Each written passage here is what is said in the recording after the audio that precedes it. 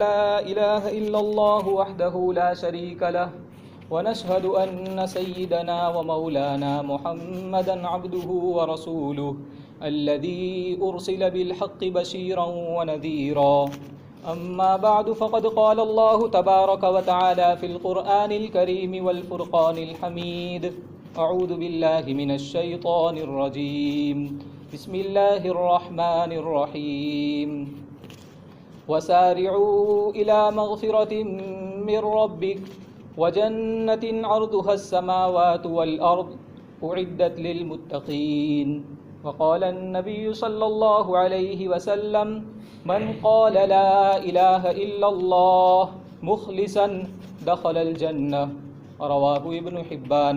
صدق الله مولانا العلي العظيم وصدق رسوله النبي الكريم. رب اشرح لي صدري ويسر لي امری واحلل عقدۃ من لسانی یفقہوا قولی. ستاروں سے آگے جہاں اور بھی ہیں، ستاروں سے آگے جہاں اور بھی ہے، ابھی عشق کے امتحان اور بھی ہے. تہی زندگی سے نہیں یہ فضائیں، تہی زندگی سے نہیں یہ فضائیں، یہاں سینکڑوں کارواں اور بھی ہے. قناعت نہ کر عالم رنگ و بو پر، قناعت نہ کر عالم رنگ و بو پر، چمن اور بھی آشیاں اور بھی ہے. اگر کھو گیا ایک نشے من تو کیا غم، اگر کھو گیا ایک نشے من تو کیا غم، مقامات آہو فگا اور بھی ہے. تو شاہی ہے پرواز ہے کام تیرا، تو شاہی ہے پرواز ہے کام تیرا، تیرے سامنے آسماں اور بھی ہے. اسی روز و شب میں الجھ کر نہ رہ جا، اسی روز و شب میں الجھ کر نہ رہ جا، کہ تیرے زماں و مکاں اور بھی ہے. عزیزان مکرم، اللہ تعالیٰ نے ہمیں اس دنیا کے اندر بھیجا ہے ایک مختصر وقت کے لیے. اللہ تعالیٰ نے ہر ایک کو ایک مختصر زندگی دی ہے. یہ جو ہمارا عالم ہے، جس عالم میں ہم رہ رہے ہیں، جسے دنیا کہا جاتا ہے، یہ ہم سے قریب ہے اس لیے اسے دنیا کہا جاتا ہے. یہ فانی ہے. اس کے بعد ایک اور عالم آنے والا ہے جسے آخرت کہتے ہیں. ہم اس کے لیے پیدا کیے گئے ہیں. حضرت نبی کریم صلی اللہ علیہ وسلم فرماتے ہیں: ان الدنیا خلقت لکم وانکم خلقتم للآخرہ. دنیا تمہارے لیے پیدا کی گئی ہے اور تم تو آخرت کے لیے پیدا کیے گئے ہو. تو ہمارا کام ہے آخرت کی تیاری کرنا. آخرت کے کام کے لیے اللہ تعالیٰ نے حضرت نبی کریم صلی اللہ علیہ وسلم کے واسطے سے جو احکام ہمیں بتائے ہیں، ان احکام کو بجا لانا یہ ہمارا کام ہے اور ہماری ذمہ داری ہے. اسی وجہ سے ہمارے اصل مقصد کی طرف اللہ تعالیٰ قرآن کریم میں اس طرح بلاتے ہیں: سارعوا الی مغفرۃ من ربکم وجنۃ ارضها السماوات والارض اعدت للمتقین. کسی جگہ قرآن کریم میں ایک اور جگہ پر اللہ تعالیٰ فرماتے ہیں: سابقوا الی مغفرۃ. سابق کا لفظ ہے اور کہیں سارعوا الی مغفرۃ کا لفظ ہے. تو بہرحال اللہ تعالیٰ ہمیں جنت کی طرف بلاتے ہیں، کیونکہ ہمیشہ رہنے کی جگہ وہی ہے. دنیا ہمیشہ رہنے کی جگہ نہیں ہے، بلکہ دنیا کو تو اللہ تعالیٰ نے کلام پاک میں فرمایا ہے: ان الدنیا متاع الغرور. دھوکے کا گھر ہے. دنیا کو اللہ تعالیٰ نے دھوکے کا گھر فرمایا ہے. دھوکے کا مطلب کیا ہے؟ محققین دھوکے کا مطلب اس طرح بیان فرماتے ہیں کہ ہر وہ چیز جو مقصد سے پھیر دے، مقصد کو بھلا دے، اسے دھوکا کہا جاتا ہے. چاہے کوئی بھی مقصد ہو، جس مقصد کو لے کر ہم چل رہے ہیں، اس مقصد کو بھلانے کا جو بھی سبب بنے، اس سبب کو دھوکا کہا جائے گا. مثال کے طور پر ایک شخص افطاری کی تیاری کے لیے سموسے لینے جا رہا ہے. راستے میں دوست و احباب مل گئے، ان کے ساتھ بات چیت کرنے لگ گیا اور بات چیت میں اس طرح مشغول ہو گیا، اتنا مصروف ہو گیا کہ سموسے لینا ہی بھول گیا. اسے یاد ہی نہیں رہا کہ میں سموسے لینے کے لیے نکلا تھا. اور پھر آخر میں بالکل وقت ہو گیا اور پھر یاد آیا کہ میں تو سموسے لینے کے لیے نکلا تھا، لیکن اب تو وقت ہو گیا افطاری کا، اب تو دکان بند ہو چکی ہوگی. اسی طریقے سے ہماری زندگی ہے کہ ہم آخرت کے کاموں کے لیے آئے ہیں، لیکن دنیا میں ایسے تماشے ہمارے سامنے شیطان کی طرف سے اور ہمارے نفس کی طرف سے آتے ہیں کہ ہم ان تماشوں میں اس طرح الجھ جاتے ہیں کہ ہماری آخرت ہم بھول جاتے ہیں. اور پھر جب ہمیں تنبہ ہوتا ہے، ہمیں دھیان ہوتا ہے، تو اس وقت ہماری زندگی کے ایام پورے ہو چکے ہوتے ہیں اور پھر ہم آرزو کرتے ہیں کہ کاش ہمیں اور کچھ وقت مل جاتا تاکہ ہم آخرت کی تیاری کر لیتے. لیکن پھر اس کے بعد کوئی کام نہیں آنے والا ہے، کچھ بھی نہیں ہونے والا ہے، کیونکہ وقت پورا ہو چکا ہے، اب کیا کریں گے؟ تو اس لیے اللہ تعالیٰ نے ہمیں آخرت کے لیے پیدا کیا ہے اور آخرت کی تیاری ہمیں کرنی ہے۔ جنت کی طرف اللہ تعالیٰ ہمیں بلاتے ہیں۔ جنت کیا چیز ہے؟ اس کی چوڑائی اور اس کی بڑائی کے بارے میں ایک مثال کے طور پر اللہ تعالیٰ نے بیان فرمایا ہے، ارضھا السماوات والارض، اس کی بڑائی اور اس کی موٹائی جس کو بول سکتے ہیں کہ اس کی چوڑائی کتنی ہے، کتنی بڑی جنت ہے، زمین و آسمان سے بھی اوپر، زمین و آسمان سے بھی بڑی ہے، کہ زمین و آسمان ہمیں کتنا بڑا دکھ رہا ہے، اس سے بھی بڑی جنت اللہ تعالیٰ نے بیان فرمائی ہے۔ ایک شخص حضرت نبی کریم صلی اللہ علیہ وسلم کے دربار میں یہ آیت جب نازل ہوئی، ساریعوا الی مغفرۃ من ربکم وجنۃ ارضھا السماوات والارض، تو ہرقل تک یہ بات پہنچی۔ ہرقل اس وقت کا بادشاہ تھا۔ حضرت نبی کریم صلی اللہ علیہ وسلم کی خدمت میں اس نے ایک قاصد بھیجا، ٹپالی جس کو بولتے ہیں، ٹپالی بھیجا یہ سوال کرنے کے لیے کہ یا محمد، آپ تو یوں کہہ رہے ہیں کہ جنت زمین و آسمان کے برابر ہے، زمین و آسمان کی جتنی چوڑائی ہے اتنی جنت ہے، تو پھر جہنم کہاں جائے گی؟ بھئی تم تو جنت اور جہنم دونوں کو مانتے ہو، تو جنت جب اتنی بڑی ہے تو پھر جہنم کہاں رہے گی؟ سب ختم ہو گیا، ساری جگہ تو جنت سے بھر گئی، جہنم کہاں جائے گی؟ حضرت نبی کریم صلی اللہ علیہ وسلم نے جواب دیا کہ بتاؤ، جب رات ہوتی ہے تو دن کہاں جاتا ہے؟ رات ہوتی ہے تو دن کہاں جاتا ہے؟ اس کے دو مطلب محققین نے بیان فرمائے ہیں، محدثین نے۔ ایک مطلب تو یہ ہے کہ بھئی جب رات ہوتی ہے تو دوسری جگہ میں دن ہوتا ہے، تو اسی طریقے سے جو جنت بالکل اوپر ہے، اعلیٰ علیین کے اندر ہے، سب سے اوپر جنت ہے، زمین آسمان اور سب سے اوپر جنت ہے، تو اعلیٰ علیین کے اوپر جنت ہے، اور پھر نیچے والا حصہ خالی رہ گیا جس کو اسفل السافلین کہا جاتا ہے، بالکل نیچے والا حصہ، وہ جگہ جہنم رہے گی۔ تو یہ کوئی مشکل چیز نہیں۔ اس نے گویا حضور پاک صلی اللہ علیہ وسلم پر الزام لگانے کے لیے اور حضور کو خاموش کرنے کے لیے کہ بھئی جب ساری چیزیں جنت سے بھر جائے گی، ساری جگہ جنت سے بھر جائے گی تو جہنم کہاں جائے گی، حضور کو خاموش کرنے کے لیے سوال کیا تھا۔ لیکن حضرت نبی کریم صلی اللہ علیہ وسلم نے اس جواب سے اس کو سبق سکھا دیا، اور بھی کئی سوالات اس طریقے سے ہوئے ہیں۔ بہرحال اللہ تعالیٰ ہمیں جنت کی طرف بلاتے ہیں، اور جنت بہت بڑی ہے، بہت بڑی ہے، اس کی نعمتیں حضرت نبی کریم صلی اللہ علیہ وسلم نے احادیث مبارکہ میں بار بار الگ الگ مواقع میں بیان فرمائی ہے۔ چنانچہ سب سے پہلے جنت میں داخل ہونے کی باری آتی ہے تو ایک روایت کے اندر آتا ہے کہ جب جنت میں داخل ہونے کا وقت ہوگا، حساب و کتاب سب کچھ مکمل ہو جائے گا، جنتی جنت میں داخل ہونے کے لیے روانہ ہو جائیں گے، لیکن وہاں جب پہنچیں گے تو دروازے بند ہوں گے۔ اب سوال ہوگا کہ دروازے کھلوانے پڑیں گے، جس طریقے سے میدان محشر کے اندر سارے لوگ پریشان ہوں گے اور شفاعت حضور پاک صلی اللہ علیہ وسلم کروا کے حساب شروع کروائیں گے، اسی طریقے سے جنت کے دروازے بھی حضرت نبی کریم صلی اللہ علیہ وسلم ہی کھلوائیں گے۔ لیکن لوگ اس وقت اس حالت میں ہوں گے کہ ان کو یہ دائرے کی یاد نہیں ہوگا کہ سیدھے حضور کے پاس جائیں۔ سب سے پہلے وہ حضرت آدم علیہ السلام کے پاس جا کر عرض کریں گے کہ یا نبی اللہ، جنت کے دروازے کھلوائیں تاکہ ہم اندر داخل ہو جائیں۔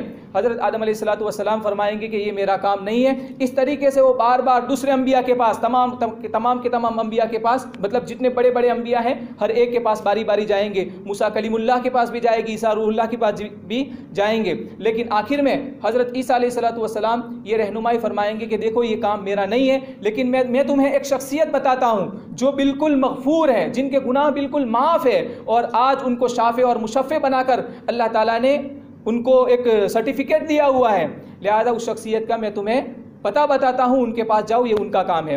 چنانچہ وہ حضرت نبی کریم صلی اللہ علیہ وسلم کی رہنمائی فرمائیں گے، اور لوگ حضرت نبی کریم صلی اللہ علیہ وسلم کے پاس جا کر عرض کریں گے یا رسول اللہ، دروازے کھلوائیے ہمیں ہم جنت میں داخل ہو جائیں۔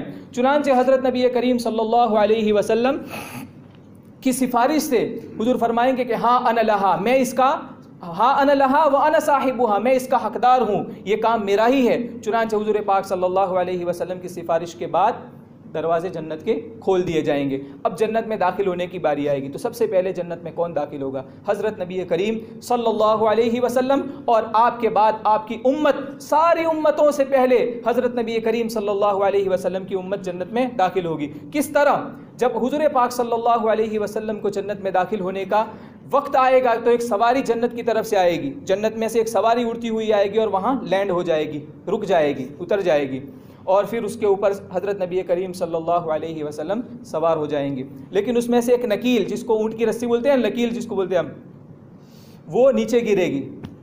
اس سے اس بات کی طرف اشارہ ہوگا کہ حضور پاک صلی اللہ علیہ وسلم اس سواری کی ڈرائیو نہیں کریں گے، حضور ڈرائیو کر کے نہیں جائیں گے، اس کو چلائیں گے حضور نہیں، اس سواری کو چلانے والا کوئی اور ہوگا۔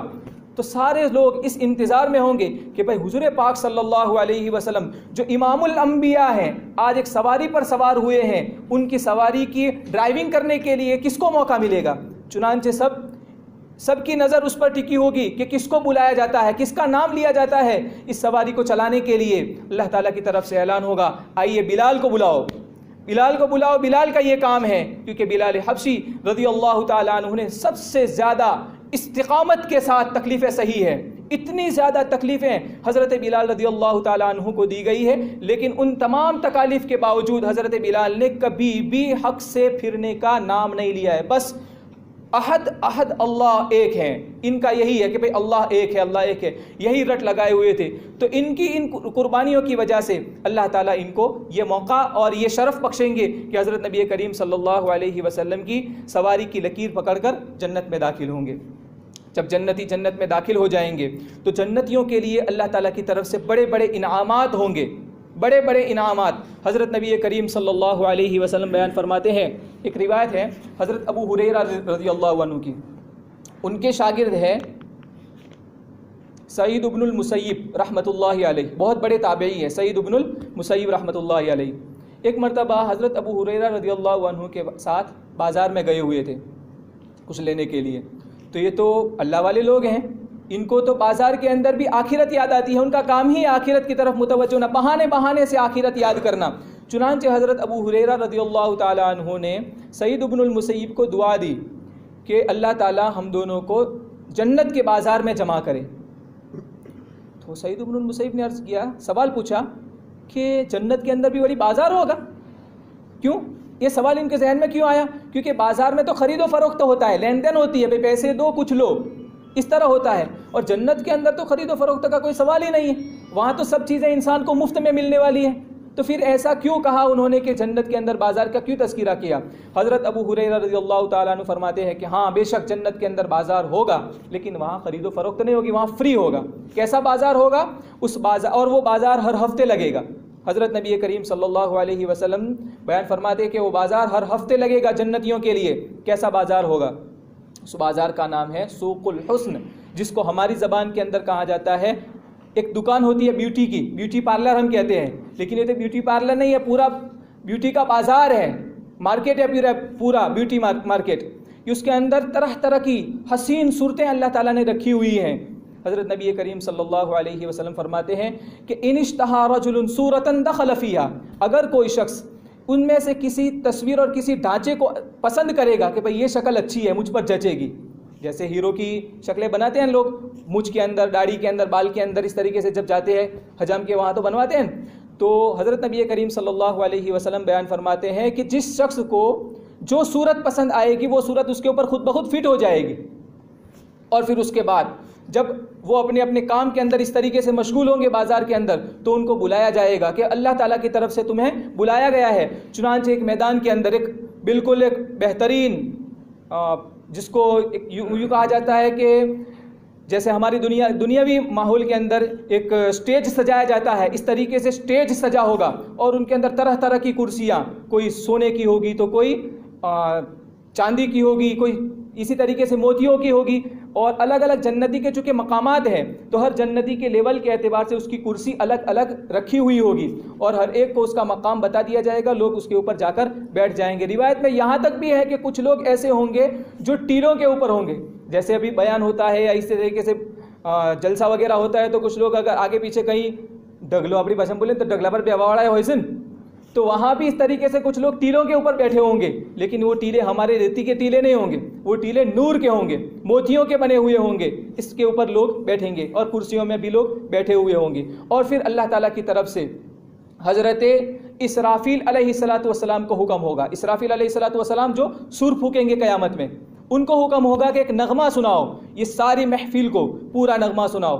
چنانچہ وہ ایک نغمہ سنائیں گے، اور ایسی سریلی آواز ہوگی، ایسی سریلی آواز ہوگی کہ لوگ مدہوش ہو جائیں گے اور سنتے ہی رہ جائیں گے، اور پھر اللہ تعالیٰ کی طرف سے ان کو اور بھی انعامات دیے جائیں گے، اور پھر آخر میں اللہ تعالیٰ کی طرف سے ایک اعلان کیا جائے گا، هل وجدتم ما وعد ربکم حقا، اللہ تعالیٰ نے جو تمہیں وعدے کیے تھے دنیا کے اندر کہ بھئی جنت میں جانے کے بعد تمہیں یہ ملے گا، وہ ملے گا، وہ ملے گا، کیا ایسا تم نے سچ پا لیا؟ کہ ہاں بالکل سچ پا لیا۔ اللہ تعالیٰ کی طرف سے عرض ہوگا، سوال پوچھا جائے گا کہ اور کچھ چاہیے؟ جنتی عرض کریں گے یا اللہ آپ نے سب کچھ دے دیا ہے، ہمیں اور کیا چاہیے؟ سب کچھ دے دیا ہے، کوئی کسی چیز کی ہمیں کوئی کمی ہے ہی نہیں۔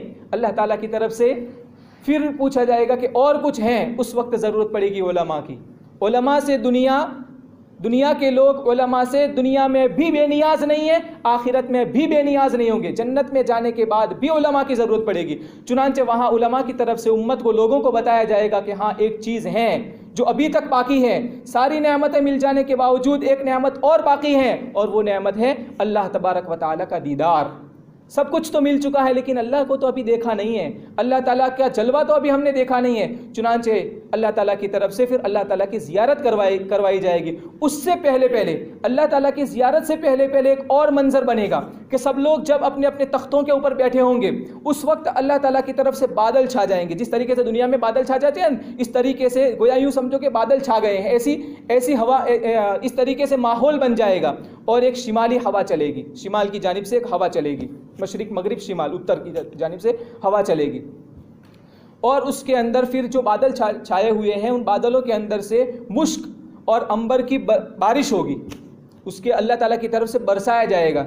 جیسے لوگ بیٹھے ہوئے ہوتے ہیں اور سپرے کیا جاتا ہے تاکہ سب لوگ معطر ہو جائیں، تو اللہ تعالیٰ کی طرف سے مشک اور اسی طریقے سے زعفران اور مطلب خوشبودار چیزوں کی اللہ تعالیٰ کی طرف سے بارش ہوگی، اور سب کے سب لوگ معطر ہو جائیں گے، اور سب کا حسن بھی دوبالا ہو جائے گا، جو جس حسن کے ساتھ وہاں گئے ہیں ان کا حسن اور زیادہ بڑھ جائے گا، اور پھر اللہ تعالیٰ کی طرف سے اللہ تعالیٰ کی زیارت کروائی جائے گی۔ یہ حدیث میں حضرت نبی کریم صلی اللہ علیہ وسلم نے بیان فرمایا ہے۔ اسی طریقے سے ایک اور روایت میں حضور پاک صلی اللہ علیہ وسلم بیان فرماتے ہیں کہ جب جنتی اپنے اپنے گھروں میں ہوں گے، اپنے اپنے محلات کے اندر ہوں گے، تو ایک فرشتہ دروازے کے اوپر دستک دے گا، چنانچہ خادم جائے گا، دروازہ کھولے گا، تو ایک فرشتہ آ کر کہے گا کہ بھئی میں آپ کے مالک سے ملنا چاہتا ہوں، اللہ تعالیٰ کی طرف سے ایک تحفہ بھیجا گیا ہے۔ چنانچہ جب وہ مالک سے ملے گا اور وہ تحفہ پیش کرے گا، تو اس کے اندر ایک پھل ہوگا، جیسے دنیا کے اندر پھل ہوتا ہے، وہ پھل ہوگا۔ یہاں رک کر ایک بات سمجھے کہ ایک صحابی حضور پاک صلی اللہ علیہ وسلم سے عرض کرنے لگے، یا رسول اللہ جنت کے اندر گھوڑے ہوں گے؟ کسی نے پوچھا یا رسول اللہ جنت کے اندر اونٹ ہوں گے؟ حضور نے فرمایا کہ ہاں ہوں گے۔ ایک صحابی نے عرض کیا یا رسول اللہ جنت کے اندر کھجور بھی ہوں گے؟ حضور پاک صلی اللہ علیہ وسلم نے فرمایا کہ ہاں بالکل کھجور بھی ہوں گے، لیکن وہاں کا کھجور 12 ہاتھ بڑا ہوگا، 12 ہاتھ لمبا ہوگا، 12 ہاتھ مطلب 25 فیٹ بڑا ہوگا، اتنا بڑا کھجور ہے۔ تو پھر جنتی بھی تو بڑے ہوں گے، جنتی کا قد کیا ہوگا؟ قد آدم کے برابر، جس کو فیٹ کے حساب سے اگر دیکھا جائے تو تقریباً 130 فیٹ ہوتا ہے، اتنا لمبا ہوگا۔ ایک شخص کہنے لگا کہ 130 فیٹ لمبا جنتی، 130 فیٹ آئے لنگری لے رہا ہے، لنگری جو لا کے تو مطلب بدنما، جیسے ایک شخص بہت زیادہ لمبا ہوتا ہے تو اچھا نہیں لگتا ہے، تو کہنے لگا کہ پھر تو برا لگے گا یار، اتنا لمبا کیسا لگے گا؟ تو اس کو ایک الزامی جواب دیا گیا، حضور کی بات نہیں کر رہا ہوں، بس ایک ایسی ہی بات بتا رہا ہوں، الزامی جواب کہ بھائی اگر جنتی جیسے ہم لوگ 5-6 فیٹ کے ہیں، جنتی بھی 5-6 فیٹ کا ہوگا، اور پھر اوپر سے کھجور گری تو کہاں جائے گا وہ؟ یہ 25 فیٹ والی کھجور اوپر سے گرے گی تو بالکل نیچے دب جائے گا۔ تو 25 فیٹ کی کھجور کھانے کے لیے انسان کو بھی تو بڑا ہونا چاہیے، تو اللہ تعالیٰ کی طرف سے ان کو بڑا بنایا جائے گا۔ بہرحال وہ فرشتہ اس مالک کو، اس جنتی کو اللہ تعالیٰ کی طرف سے تحفہ پیش کرے گا۔ کیا تحفہ ہے؟ پھل کا تحفہ ہے۔ چنانچہ وہ یوں کہے گا یہ پھل تو میں کھا چکا ہوں یار، پہچانا جانا پہچانا پھل ہے، جس طریقے سے دنیا کے پھل ہے وہاں بھی وہی پھل ہے، نام وہی آئے ہیں، انار کا بھی نام آیا ہے، اس طریقے سے سیب کا بھی، انگور کا بھی ذکر ہے جیسے دنیا کے اندر ہے وہاں بھی ہے۔ تو وہ کہے گا کہ یہ پھل تو میں کھا چکا ہوں، لیکن اللہ تعالیٰ کی طرف سے اس کو ایک بہت بڑا انعام دینا ہے کہ جنت میں جتنے بھی پھل ہو، مان لو کہ اگر جنت میں 1 کروڑ پھل ہیں تو اس ایک پھل کے اندر ان تمام پھلوں کا ذائقہ اللہ تعالیٰ پیدا کر دیں گے اور اس کو چکھائیں گے۔ ایک اللہ تعالیٰ اپنا اعجاز اور اپنی قدرت ظاہر کرنے کے لیے اس کو اس طریقے سے دیں گے۔ چنانچہ جب وہ کھائے گا تو اس کو محسوس ہوگا کہ ہاں یہ بھی کھایا ہوا ہے، دوسری طرف سے کھائے گا تو اور مزہ، تیسری طرف سے کھائے گا تو اور مزہ۔ اسی کی طرف اشارہ کرتے ہوئے اللہ تعالیٰ فرماتے ہیں کہ وَأُتُوا بِهِ مُتَشَابِهًا، ایک جیسے پھل جنت کے اندر دیے جائیں گے۔ ایک جیسے پھل کا مطلب ظاہری صورت کے اعتبار سے ایک جیسے ہوں گے، ذائقے اور مزے کے اعتبار سے الگ الگ ہوں گے۔ تو یہ ساری جنت کی اللہ تعالیٰ کی طرف سے نعمتیں ہیں، اور بڑی بڑی نعمتیں اللہ تعالیٰ نے رکھی ہوئی ہے۔ ان ساری نعمتوں کو حاصل کرنے کے لیے اللہ تعالیٰ نے لوگ متعین کیے ہیں کہ کن کو یہ ملے گا، اعدت للمتقین، متقیوں کو یہ ملے گا۔ اور پھر آگے اسی آیتوں کے اندر متقیوں کے صفات بیان کیے گئے کہ متقی لوگ کون ہیں. اگر اس کی وضاحت کرنے جائیں گے تو بات بڑی ہو جائے گی، بات لمبی ہو جائے گی. بس مختصر اتنا کہوں کہ متقی اللہ تعالیٰ سے ڈرنے والے لوگ ہیں، اللہ تعالیٰ کی ماننے والے لوگ ہیں. تو جو لوگ اللہ تعالیٰ کی مان کر چلیں گے ان کو یہ ساری نعمتیں اللہ تعالیٰ کی طرف سے ملے گی. اب ہم اللہ تعالیٰ کی مانتے ہیں تو ہمارے کچھ اور بھائی بھی ہیں جو اللہ تعالیٰ سے دور ہیں، جن کو یہ چیزیں پتہ نہیں ہیں کہ ہمیں ایک دن مر کر جانا ہے، جن کو دنیا کی زندگی کے اندر جو مست ہوئے ہیں ان کو بھی تو ہمیں آخرت کی طرف بلانا ہے. یہی تو ہمارا کام ہے، امر بالمعروف اور نہی عن المنکر. تو اس کے لیے ہمارے سامنے ایک تقاضا ہے کہ بھائی ہم بھی اللہ کے راستے میں نکل کر اللہ کے بندوں کو اللہ کے ساتھ جوڑے، کیونکہ یہ وراثت کے اندر حضرت نبی کریم صلی اللہ علیہ وسلم کی طرف سے ہمیں یہ کام ملا ہوا ہے، امر بالمعروف اور نہی عن المنکر کا. تو بتاؤ کون کون ساتھی اس کے لیے تیار ہیں؟